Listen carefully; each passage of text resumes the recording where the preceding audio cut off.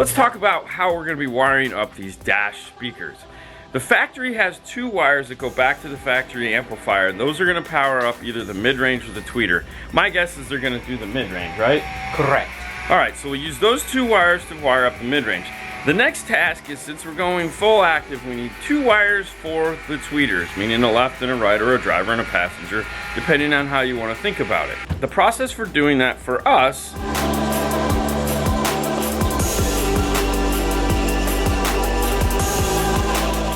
is as followed. One of us comes over here to our wire rack that is conveniently hidden out of waist because it's ugly and we don't want to look at it, and we grab the corresponding colors. These 4 here are our most popular. We're almost out of green. Have you ordered green? Yes, sir. Passenger rear, driver's rear, passenger front, driver's front. There's a big roll of black because they're, again, definitely the most popular. However, outside of black, we also use yellow and orange for tweeter. We'll use blue or brown for mid-range. And then these 3 wires will always get wrapped in with them. So for example, what we have here right now is a white and yellow. He's using his drill to spin it up. Now these wires will either be covered in tape or tech flex depending on where they're going and what we're doing. For us in this case, what we'll be doing is snaking a wire across the dash from here over there and down to the kick panel, that dark area right there where you can't see. Once the wires are in the kick, both drivers and passengers, we'll put connectors there, and then we'll run new wires from back at the amplifier up to those points, and we'll make a connection point in the kick panel, similar to what the factory would do. We found this much easier to service, as well as it makes more sense because he can go ahead and get that part of the installation done, whereas I'm not ready yet to run wires forward. It allows us to finish things much faster. It also gives us that service point, so if for some reason, if we get the polarity wrong and we need to switch it, we can easily go to that access point and flip it around, because somehow it never fails. There's always a speaker that's backwards. Even though you can route and look, no, those are the right colors. I think it's like, anyways, we won't get into my thoughts on that. Now it's time to remove the speaker pods on the rear. There are 3 screws, 1 located in the bottom. It's a T30, and 2 more on the top of the pod. Don't remove the ones on the bracket. Remove the ones that are a little bit down. You feel it, you put your hand and you feel the 2 T30s. But first, you gotta remove the grill because you have to disconnect it. So the clips on the grill are 1 in the top, 1 in the bottom, in the 4 corners. So just slowly,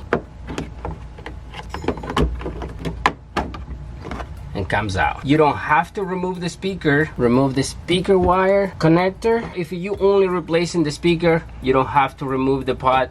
You just take the 2 screws and you put your new speaker in. Now, don't take it out, just lose it. Then we're gonna loosen the top screws. Don't go crazy. Now we're gonna use our wrench. If you remove this one, of course, the whole pod will come down. Now, let's go take a look at the factory pod and compare it to the pod that we're going to be putting in. For the rear speakers, we will be doing these guys right here. These are the Focal Flax Evo PC165FE 6.5-inch flax coaxials.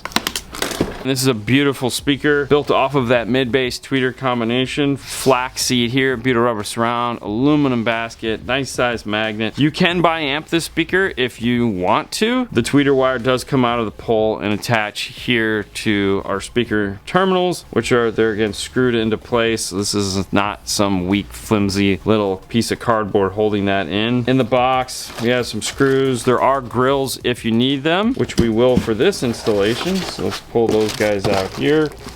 Standard grill, nice Focal mesh steel. It does have a little invert to it here in the center that kind of matches up with the inverted dome look that a lot of the Focal tweeters have. Has a piece of foam in the grill so you don't get any rattles. Drops into place like such. Grill goes on over the top, and then to get this to stick on, little pieces of butyl in 4 of the corners, and this will just stick right into place. Now the factory, as we said, comes with a 4-inch. So let's take a look at the pods we're going to be using to make these go in. These are the MTI rear speaker pods. They are covered in a rhino liner, so they have a very rugged look to them. They mimic the factory holes as far as how to get them in and out. They do come with a bag of screws with washers. There are 2 of them in there. The speaker drops into place, has a very tight fit to it, almost like they were meant to go in there. A couple things when putting these in, which I'm sure Fernando will highlight, is do not over tighten them. And also make sure to pre-drill your holes once you get this in before you put the speaker in. Don't just run a screw through this so you don't crack the material at all. This is the factory 4-inch pod that goes back there. I'm a big advocate of just pulling this out, putting a nice 4-inch in there, calling it a day. I know a lot of you guys out there want to upgrade to the bigger 6.5. The thing you got to keep in mind is that there's not a lot of airspace in here. As you can see, it is substantially bigger. It is going to block some of your view. Although I know you have those giant headrests back there, just keep those things in mind. Fernando said you don't have to pull out the 4 while it's in the car, and he was right. Now that we have it over here on the bench, we do need to remove it because we need this speaker plug relocate into our new mount. This is the new mount that we're going to be using. He has already added some sound shield into the back side of it here, just to kind of smooth out this inside a little bit. The wiring is going to pull through, and there's a hole here on the side. Gotta work it back in. There we go.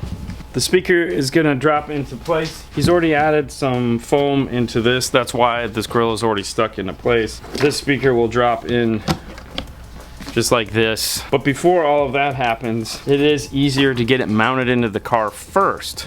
So let's get this over to him and he can screw in the new pod. One more thing I want to point out before we install the pod is we put our speaker clip. We use the JK tape, fuzzy one, and we don't want that to make any noise. We put the sound shield strip on the clip because it's plastic, gonna minimize the rattles inside the pod. Normally comes like this. We also remove the clip that goes into the factory pod. This one is like 2 pins. We're going to install little strips of the sound shield so it doesn't bounce around in this part right here. So now let's put it on. You gotta take your time. We pre-drill our holes right there, so it's easy installing the speaker after the pod is installed right there with the speaker on. For this install, we'll be doing some blue acrylic accents to match the inside blue in the car. When you saw these grills originally, they just had this open area here. So we've made 2 blue Focal logos to go into those holes. Get these to stick in place, we'll be using some of our super sticky acrylic tape.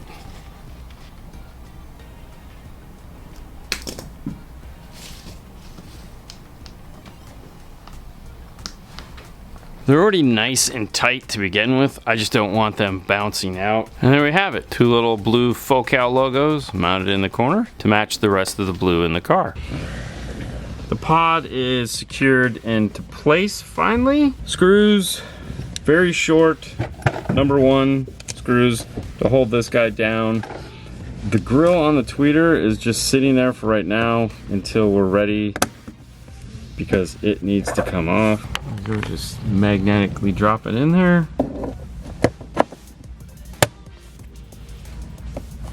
There we go. We got the cool little Focal logo right there to match all the other blue accents. So you have this accent here, there's blue, there's blue. This guy really likes blue, so he wanted those to be blue. So as you can see, it kind of matches. We found an acrylic that is, oddly enough, pretty close. Now that we have that on, we can remove our safety film. Make sure if you're gonna put this on a windshield like that there is no tint on it, because you will have a bad day otherwise. Ooh, all right, so let's take a nice slow look at that. Looks good, we got both of them done. Ran the wires over for the tweeters as we've talked about, and they're located right here on the bottom. When we get to the speed wire that is going to connect to those, we'll remove the sheathing, because where we need to go with the 2 rears is up under here where the factory radio is. But don't worry, we'll show you how to get this out so you can add that factory T-harness in there.